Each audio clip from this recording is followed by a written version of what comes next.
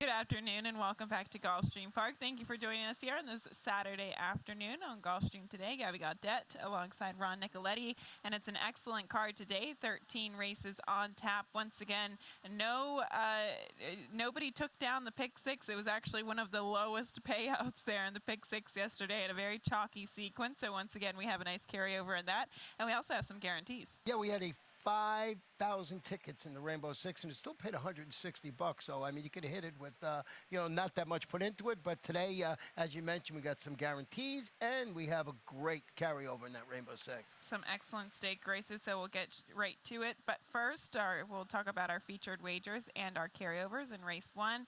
It does kick off the rolling super high five. And race one also does start the 50-cent early pick five, races 1 through 5. As we get into race 8, that 20-cent Rainbow Six, $2.3 million and growing. I really like the sequence today as well. There's some interesting races there.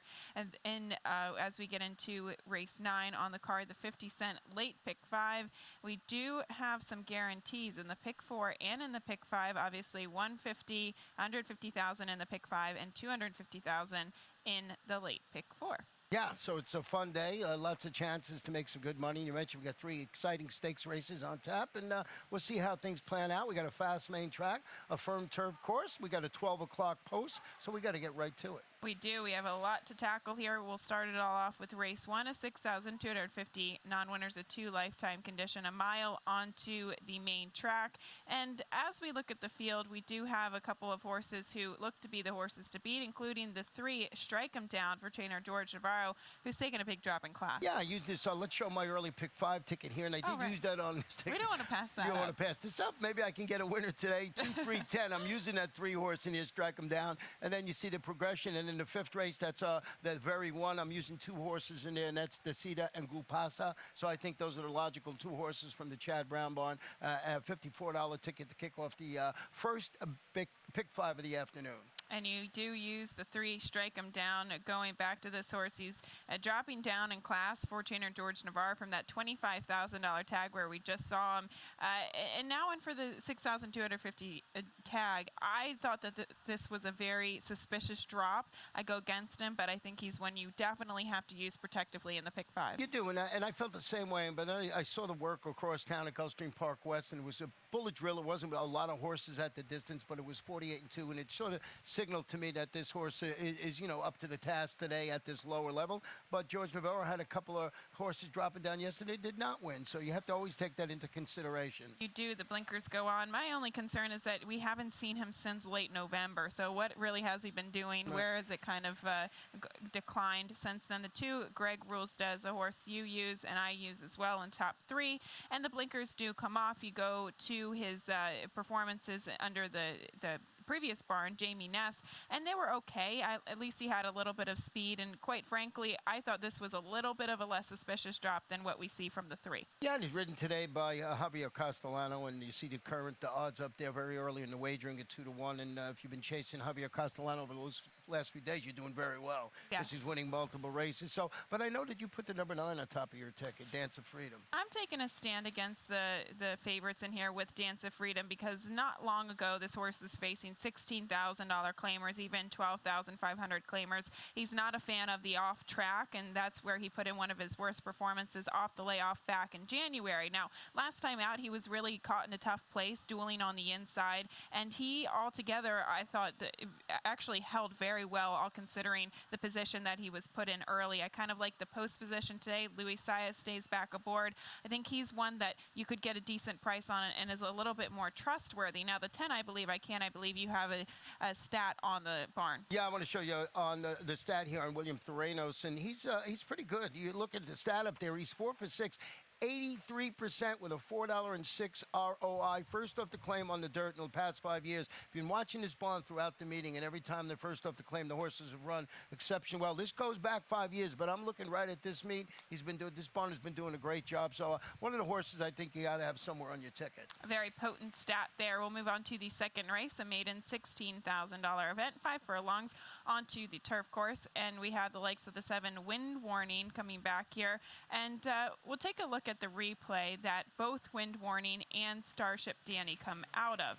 And you will just take a look at the entire race because it's only 5 furlongs and it doesn't take that much time. But you can see the number 6 horse is Starship Danny. You can also see the number 7 horse is Wind Warning. You can see the Ramsey colors there. The horse is he's very fast in between horses, and obviously the rider Joel Rosario is trying to get him to settle a little bit, as the same thing with the 6 Starship Danny, who's kind of following just behind him. I thought that this horse got a perfect ride by Joel Rosario. Yes, he was a little bit wide going into the final turn, but he was just trying to stay in the clear so that this horse would run on, whereas the 6 Starship Danny was kind of tucked in behind horses there. He was rating really nicely. He got a later run on the rest of the field here. We can see him kind of angle out widest of all and come with a late closing run.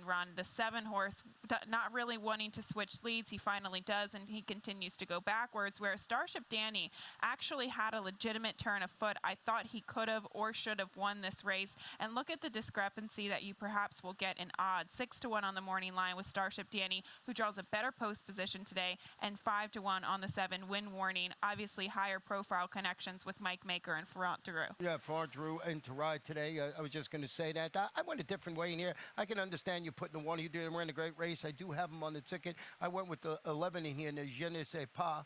And this one is dropping into the claiming ranks after returning from a 4-month layup to chase the pace, finished 5th against special weight competition. Jason Service, Javier Castellano. I think this horse might sit a nice trip in there. And the scratch, the 10 Furlan Husky, definitely benefits him as well. The 12 High Prince Happy, just using there in the ticket. Again, these 2 horses, I think on paper, should be very competitive against this field, but that outside post position at 5 furlongs can kind of be tricky. Now, you use the 6 Illogico, first-time starter for Efren Loza Jr., who does very well with maiden claimer first-time starters. However, 0 for 4 with maiden claimers on the turf. I just really respect this barn, and I was looking to go a different way here, so I figured I would throw this one somewhere on the ticket this afternoon. You know, he's good with his, as you said, with his debut maiden claimers. Not so great on the turf, but doesn't start that many on the turf. So we'll see if this horse, one of the first-time starters, maybe get a little price. I used those horses in my early pick 5 ticket to see if I can get a price there. Okay, we'll move on to the 3rd race, the starter optional claiming event. 6 furlongs onto the main track. And I love these types of races because you just get these old, hard-knocking horses, including the 5 Slana Walia here for trainer Mike Maker, who's just been in very good form. And I think that with the scratch of the 8 Bold Summit actually helps his cause because that he figured to be maybe an outside speed horse. Right, yeah, so it sets up perfect for Slana Walia. Turn it back to 3/4 of a mile. 11 races at the distance, 3 wins, 2 seconds, 3 thirds. Track the pace, field to reel, and current nemesis. You look, this horse, Defer Heaven. Couldn't get by him, but I think he's in a good spot today. Mike Maker, Javier Castellano. It's a gelded son of Hard Spun. You have to respect them. I went in a different direction, and I actually liked Disarm a little bit better when Bold Summit was in here because you had to look at the pace scenario. We have a horse like Slana Walia who is tactical. He's got rating speed, but Union Label and Bold Summit perhaps figured to be the speed in here, even Passkey. So Disarm, he does draw that inside post position. I think that Nick Juarez will get this horse a little aggressive. I don't think that he's a 7 furlong horse. 6 furlongs is much more preferred. And he has the speed to maybe just sit in the pocket there down on the inside. And you're going to get a great price on him because of the form that horses like Slana Walia have been in. The big question horse is the 6 Union Label, who he's wheeled off back-to-back victories against good company in the past 2 starts. Now first off the claim for Eddie Cornelia. The previous barn did a fantastic job with him, though. Yeah, and Eddie Cornelia had been having a good meeting, and he's had a good couple of days. This one, as you mentioned, goes to his barn. Posted the 2nd consecutive victory after defeating 12-5 claimers, going 7 panels last time out. Paco Lopez in the saddle. I'm thinking this horse is going to be in the mix early on, or maybe just off the pace. Very well could be. We'll move on to the 4th race, a maiden 12,500 event. 6 furlongs on the main track. The 10 Agave Sunrise does have speed from that outside, and that's who I primarily land on because this horse obviously has been sprinting on the turf on the main track. She has no other option but to go from that outside post. And can anybody else run with her? I didn't think so. That's why I pick her on top. Yeah, she's dropping to $12,500 level. They've been trying. She was on the turf last time. The time before she ran on a race that was moved off the turf and just went out there. And I think she is the fastest in the race. I did not put her on top. I went a little different way in here with a 10-to-1 shot, I believe, and it's Laurel Hot. Second versus this caliber competition back on January 23rd. Dropping, turning back today to this distance after stalking the pace fading, but it was against $25,000 maidens going a mile. I think this one might sit a nice sneaky trip in here. Put it on top of my ticket, see if I can get something done. And this horse could burn me today, and I'm not faulting any of your long shot picks. I'm taking a stand pretty much against the Leopard's Hill Road races, because you remember that was a big class dropper and just kind of looked all out to win there. So, but that's a great long shot there, especially towards the inside. The 9 Vienne Saki is one that could definitely work out a trip. I thought he, from a buyer speed figure standpoint, really improved first time getting to a drier track. Now to go to our graded stakes action, the grade 3, Very 1, race 5 on the card. And we'll go back and take a look at your favorites replay, not last time in Keeneland in the Breeders' Cup, but we'll go back and take a look at her victory in the grade 2 Boston Spa at Saratoga. Yeah, this was a great race, and it was, it was back in last August, her North American debut, and she ran absolutely fantastic in that race. You'll see her there. She is the number 4, and she just comes flying at the end. I just thought it was a fantastic performance. Didn't have such a great trip in the Breeders' Cup. Now coming back, and, top connections with Chad Brown. Adds blinkers now on this daughter of Scat Daddy, and there you see her just flying at the end. Boom, gets up under the shadow of the wire twin. And I wanted to go back and show you that performance because I think she had some trouble in the Breeders' Cup, and I'm keen off that race. And she beat a horse like Tepin. We obviously see the type of form that Tepin has been in, and she obviously went on to win the First Lady out of that before she went on to the Breeders' Cup this year, and coming back and a very solid performance at Tampa a few weeks ago. Now, the thing about Desita, perhaps she just didn't like the boggy course last time out on Breeders' Cup weekend. We have seen a lot of horses that didn't prefer that particular course that day, and I think you even get more of an idea that she does like a firmer course because of the way she ran on the course at Saratoga when it was very firm. She just kind of kicked home from there, and the blinkers do go on. Again, she draws a good inside post. From a class standpoint, she does seem to be the horse to beat. Pace standpoint, the 2 Quiet Kitten looks to be perhaps the speed in here.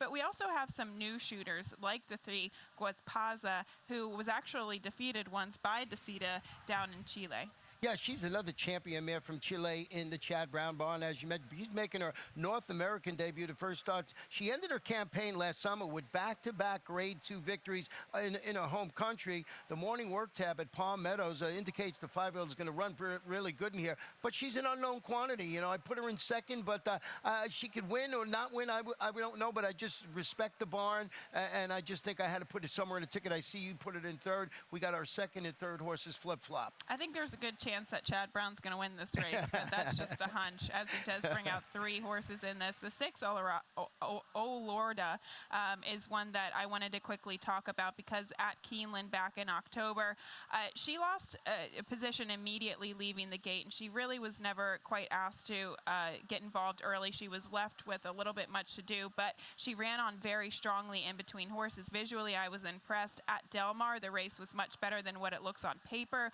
She had to work out a trip from that way outside post position, and when making her move, she was completely shut off, and she almost actually fell. So the race was much, much stronger than what it might look on paper. I would suggest going back and watching the stretch run of that race. And then we're moving the blinkers this afternoon. You just look at the morning work tack. She's been firing bullets on the Palm Meadows turf, so I'm expecting a big performance. And as you said, it's Chad Brown, Chad Brown, Chad Brown. So I think we figured out maybe he's got a big shot in the very one. Race 6, maiden special weight, 7 furlongs on the main track. Plenty of ways to go in this race. You went with a horse who has some performances. There's a lot of first-time starters in here. One of the few that actually does have some performances to work off of is the 6 Gold Shark, 15-1 on the morning line. But this horse comes out of some very, very strong races. 15-1 on the morning line. You didn't know that? Yeah, it was fourth behind well-regarded Zulu, going 6 furlongs. It was back on December 5th. It's turning back to 7/8 of a mile after returning from the freshening. Went up in that race, chased the pace, weak and late to finish ninth behind a pair of next out winners going 9 furlongs. This horse has been knocking heads with some nice competition. Keying off those races, Brian Lynch removes the blinkers for this assignment. I'm expecting this horse to run well, and I hope I get close to 15-1. And the thing about this horse is he obviously was caught between a rock and a hard place last time out, dueling early. That was a very tough race, as we saw Kelly Tough, Happy's Causeway. Mahesto came back to win out of that race very impressively last weekend. And you never know what kind of bears are going to show up in debut. You know, Travis County is a very well-bred horse. There are several well-bred horses in here, but that was a key race 2 starts back. We saw Sharp as Tekka come back very impressively for trainer George Navarro. Zulu, obviously, at one point giving Mohayman a run for his money. So I agree with you. Very good races that he's coming out of. But we have some first-time starters. The 8 Travis County is one of them. This horse is very well-bred. $850,000 purchase, debuting for Kieran McLaughlin. On the bottom side, this horse is actually a full 2. Cassat, who obviously won the Grade 3 Monmouth Oaks, made about $700,000. The mare is actually a half to Dreaming of Anna, who was a 2-year-old 2006 champion juvenile filly too. Yeah, we know her very well from here too. Yeah, exactly. So some very, very nice pedigree on the bottom side. And I threw the 4 in second here, and that one's another one to take it to the edge. A son of a Broken Vow, and one of 2, a race for trainer Dale Romans, the other one being Lee Moan. This one, look at its recent work. He worked 5 furlongs in 59-3, preparation for his career debut. Colt starts his campaign. He's got Lasix. He's got Tyler Gaffleone. Maybe this horse, after that, blistering early work, 59-3, can jump up and win this race. Very wide open. I mean, I stuck with Gold Shark, but there's lots of ways to go. It's hard to get involved in a race like this in the pick 4 because you have even the Eternal Bird, who met a very tough field in debut, has to overcome the layoff today. You have a first-time starter for Todd Pletcher, the 2 Conviction, who both of us threw out. And we also had the 3 Cheyenne Bull, a first-time starter for Jason Service, who does very well with his first-time starters. And this horse is by Curlin out of a mare who was a very fast sprinter. She actually got a 103 by her speed figure as her career high. And sometimes I like to see that very fast mare on the bottom side. They show a tendency to be a little bit precocious, so perhaps we could see that pan out today. So the theme here is wide open. Wide open. That race is That's very why tough. I say it's a very tough race. A 7th race on the card, a very, very nice allowance optional claiming event, a mile and an 1/8 on the turf course. And we'll go back and take a look at the 1 Green Grass of Wyoming. This is going to be my shot in this race. Obviously, he has to really step his game up today. But it's something to note because you do see in the short comment it says inside and no late gain. And we can see him being the number 2 horse in here. He actually was very wide going into the final turn, and if you can kind of keep your eye on him here, he looks to try to make a move here. Really couldn't. He was compromised by that move. The inside horse drifted him wide going into the final turn. He was about 6 wide, and then he's trying to run on. And yes, maybe he doesn't have a big kick, but I thought he lost a considerable amount of ground, and he's still trying to grind it out, trying to grind that run. I thought it was a much better race than what it looks on paper.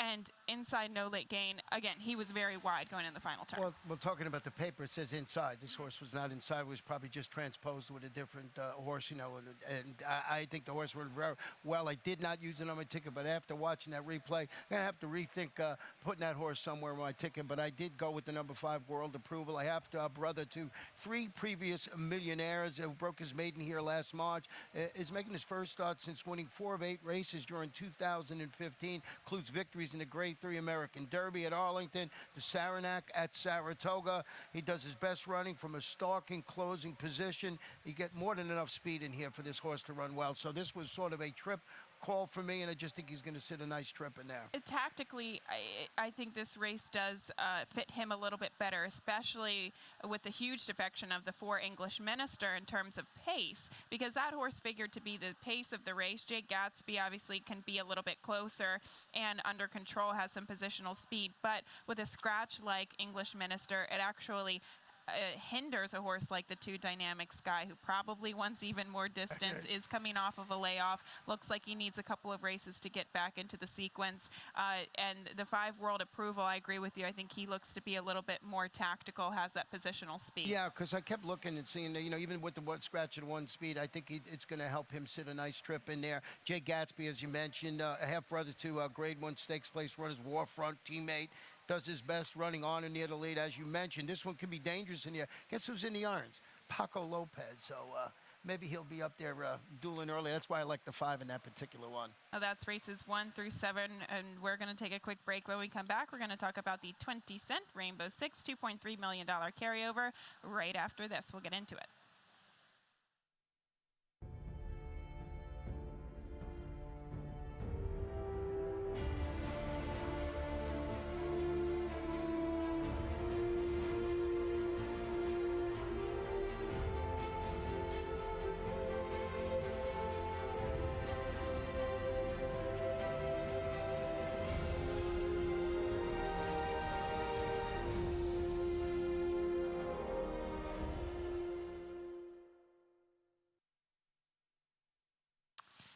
Welcome back to Gulfstream today. Now taking a look at the 20-cent Rainbow Pick 6. We'll look at the sequence, and it starts all off in race 8. And we'll take a look at the ticket here using 3 horses to kick us off, using 2, 3, and 10 with 1, 9, 11. Spreading in race 10 with the 2, 3, 11, 12 keen off of Valid, and then using 3 horses in the McDermott as we get into the final leg of the sequence, race 13, 1, 5, and 10.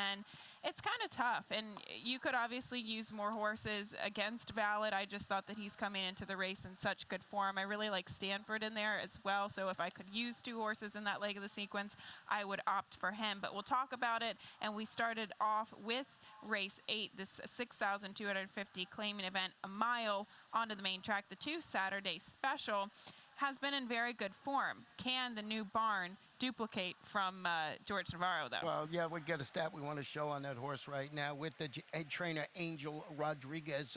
He's first off the claim with the low claimers. You see that he wins 45% of the time, in the money 91% of the time. You see that first off the claim on the dirt with low-level claimers past 5 years. So to your answer, yes, I think he can improve. I don't know about improve, but run good enough to win this one. But Ask Wadron, who you had on the ticket too, is going for 3 in a row. Hard to leave him off the ticket. I want to know how many horses Angel Rodriguez has claimed off to George Navarro, though. That's the main question. Yeah, that's a good question. He's a very, very tough trainer to improve off of, especially with these lower-level dirt claimers. The 10 Air Squadron, I like him because he can win from anywhere. He can win from on the lead. He doesn't need an inside post. He can win from the outside post. The mile, you have the long chute, so you can get into position. And so that outside post position isn't much of a concern. He kind of has that controlling position from the outside. The 3 all over it.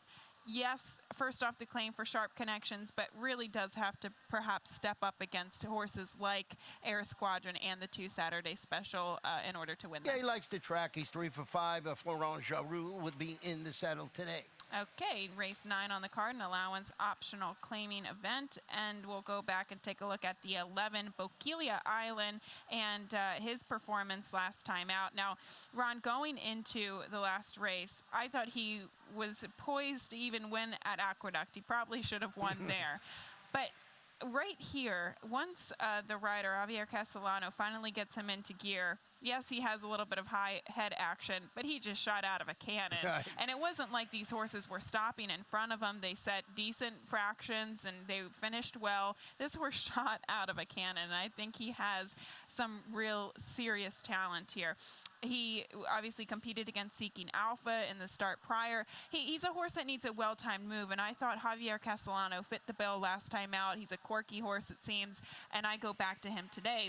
But there is an interesting stat on the barn. Yeah, let's look at a stat about the Shug McGahee here. But last maiden winners out on turf last 5 years. You see he's 4 for 27, only 15%, 11 for 27 in the money. Low ROI of 163. So I just thought that the recent maiden winner, going up against winners, I put him on the ticket for all the reasons you mentioned, but I went a little different way. I went with the 3 Fars, turning back to a mile of 3/16 after a couple of solid outings at a mile and 7/16. He finished a close-up third in both. It's Kieran McLaughlin, Jose Lezcano. Love him on the turf here. $325,000 son. Smart strike. Like this horse today. The one Captain Dixie for trainer Chad Brown looks like he'll improve, second off the layoff since Keeneland back in October. And he was a little wide in his last race, but there was no beating Montclair, who was the eventual winner. He was a Christophe Clement horse coming off a layoff, I believe, and he really, really ran a sharp race. He was much the best after some treble trip, so maybe meeting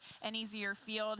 I'm interested, though, to see your late pick 5. We haven't gotten to that just yet. Oh, we haven't shown it. Let's show that right now real quickly about that, where it's cruising along here. Let's show that ticket right now. 1, 3, and 11 in here. Go back down the difference. See in race number 12, I did not single Valid in that race. Went too deep in there. $54 ticket for me to end the pick 5. But I can understand you singling Valid. I really like him this afternoon. So we'll see how that plays out. And we'll talk about that race when we get to it in a couple of moments. Okay, race 10. We'll move on to this maiden special weight event. 7.5 furlongs on the turf. This does kick off our late pick 4, a $250,000 guarantee, and a couple different ways to go as we kick off the late pick 4 here. And we have a full field. The Two-Town Classic, I thought, was the most intriguing horse out of the bunch. I thought he was caught in a tough early spot, dueling in between horses last time out. Now getting to a drier, firmer going today.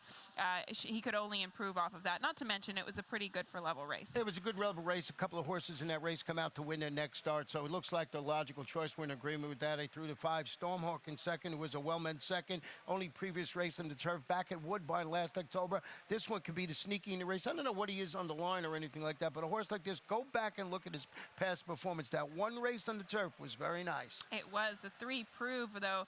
Johnny Velasquez was aboard the Two-Town Classic in debut, and you never know what goes on behind scenes because obviously Johnny Velasquez rides a lot for Team Valor, Grand Motion, so he goes to the 3 prove today, who does get turf for the first time. They tried to get this horse on the turf in debut, but if he can move forward at all on the turf, he's going to be a force to be reckoned with, perhaps. And I used him in the pick 6. I didn't use him in the top 3. I know you like him a bit too. But Star Hill, it's all relevant, at least on the dirt. He's been running some good races against good horses. Yeah, and I believe the Grand Motion, John Velasquez, they ride a lot together, so I just think that's the reason he went there. And this horse, you got to like him. He's just, beautifully bred, and we'll see how he runs in there if there's good performances on the main track.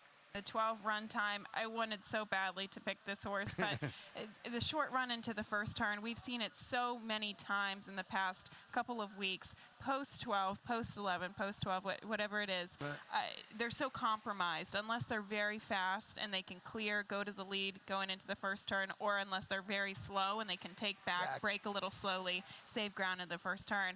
They're just, it's a very, very tough position to work from. But Florent Drew, I have confidence that he could probably save some ground. And he's a good price, so that can really help you tick it out in there. Okay, race 11, the Grade 2 Gulfstream Park Handicap, 1-turn mile on the main track. The 5 Valid. We'll go back and take a look at the Don, where he was bumped several times by financial modeling at the top of the stretch, but overall a very, very strong performance. We also see It's a Knockout there, number 7, who's trying to close from off the pace, goes a little bit wide, whereas Valid, yes, he does save a little bit more ground there. He's really knocked a lot, though, by financial modeling to his inside. M. Shawish just obviously kicking home clear.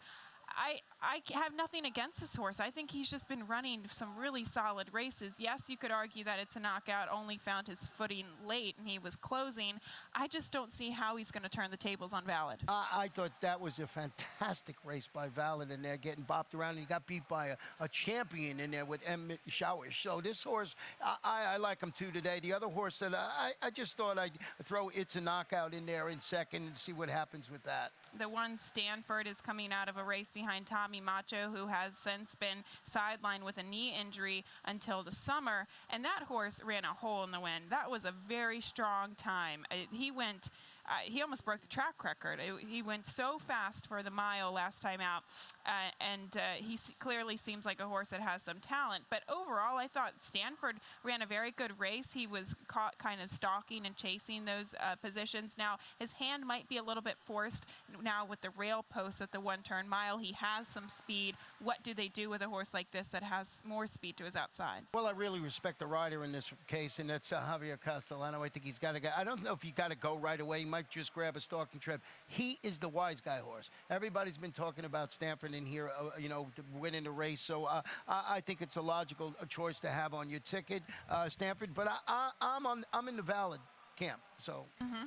Well, it's a very interesting race. There's so much going on in it too, because we have the likes of Blofeld here, who's stretching out to the mile, who figures to be part of the pace too. There's a lot going on there. That said, though, we'll move on to the Grade 2 McDermott, a mile and 3/8 onto the turf course. Speaking of a lot going on, there's a lot going on, including the 6th Twilight Eclipse coming back here since the Breeders' Cup. We'll go and look at his performance actually last year in this race, and I just thought it was good here, and you'll see it from the quarter pole to the finish, and he just ran a fantastic race. He got beat by a horse, Main Sequence, who was on a tear at this particular time. So I just thought the Twilight Eclipse, loves this course, ran exceptionally well in here, and I remember everybody screaming here, didn't know if Main Sequence was going to get it and not, and it was just there, gets him at the wire. So Main Sequence was, like I said, a champion at the time, 4 or 5 wins in a row. So thought we'd go back and revisit that performance in last year's McDermott. And the sad thing about this horse, Twilight Eclipse, is he spent so many starts going against Main Sequence.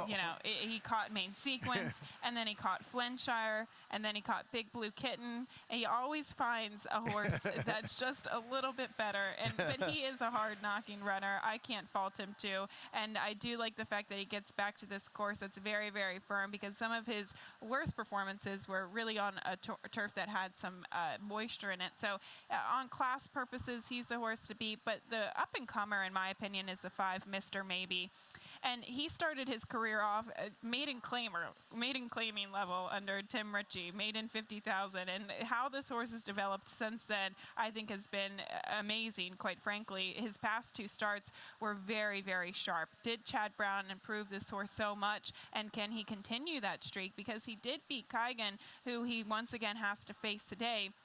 He's just really improving, and I think this is kind of a dangerous horse that you must use. Yeah, he's going for his 4th consecutive victory, and I have him right on my ticket, and I was torn between Twilight Eclipse and Mr. Maybe, which one to put on top, but I'm using both of those on my ticket. And in the Red Smith, the race that Keigan competed against him, the pace fell apart a little bit, but it almost looked like Keigan and Mr. Maybe were making the same move at the same time, and Mr. Maybe just exploded from there. So maybe he is a horse that is on the incline. I love the fact that Keigan does draw the rail post today, though, because he looks like a horse that sometimes is a little bit compromised by pace, and now I think with that rail post position, it might give him the ability to get in the game a little bit sooner. Yeah, he doesn't have to weave his way through horses or such. I threw in the big horse in 3rd. Really a good performance in the J.B. Connolly at Houston. Just exploded to victory. Mike Maker, Florent Giroux going for 2 in a row. This is why Florent wins so many races, because if you go back and watch that replay, this was a beautiful ride. Right. He was down on the inside. He waited patiently for a little bit of a hole to open up, and the horse just exploded through that small gap, whereas Keigan had to go to the outside, angle out, and I thought that made all the difference. Right. Sometimes it just pays off to be very patient in these races. So a tough one, looking at the multi-race sequences, I just used the 1, 5, 6 in there, but there's plenty of other options as well. I thought that was a really good handicapping race. Yeah, that's a great race. I mean, because there's, like I say, Twilight Eclipse, you want to tend to go that way where it's class angle, but there's a lot of up-and-comers and a lot of horses that can run exceptionally well in that spot. And a couple horses that have recency as well. We'll cap this 13 race card off with a 16,000 non-winner winners of 2 lifetime events, 7.5 furlongs onto the turf course. And another one that you kind of left scratching your head. Yes, the 5 Inspire Courage is the one to beat here on the class drop from 50,000, but he doesn't have a lot of early speed, does he? No, he's going to come from off the pace. Mike Maker, Javier Castellano, you know, he broke poorly in his left. He sat behind a wall of horses during the early stages. He angled out at the 8 pole. He finished up in good order in that race, and I just think if he carves out a better trip, he might be able to get done. He's facing 2 lifetime competition in this spot, and I just respect that last performance. It wasn't that he was totally bogged down, but I just thought he would have a better trip. He would have run better last time out. Okay, I think he's one to respect as well. The one Battle Red, I thought it draws a great post position today. Last time out, they stretched him out to a more preferred distance. It was, again, slightly tougher. He did not get off to a great start whatsoever. That was the first time they put the blinkers on him, actually. Now going back to the drawing board, taking the blinkers off. If you look at this horse's maiden special weight, even allowance performances against a company at Saratoga and Belmont, he used to show a lot of speed, and I'm wondering that if he was compromised by not getting off to a good start last time out, and if the strategy will be to go from that rail post position today, if that's the case, he could be one that I'm interested in at a decent price. And Luis Saez in the saddle. You're talking about Javier Castellano yesterday. Luis Saez also had 3 wins on yesterday's card, so you got a great rider in there, and you can get that inside trip and another wide open affair at the end of the afternoon. Okay, well, we're way over time here, but that was a lot to talk about. 13 races on tap. Once again, $2.3 million carryover today, and we have guarantees in both the late pick 5 and the late pick 4. And thank you for joining us here on Gulfstream today. That's enough talking for us. Larry Colmus is going to get up here and do some talking, give you those scratches and changes, but we'll be back for races 1 through 13. Best of luck.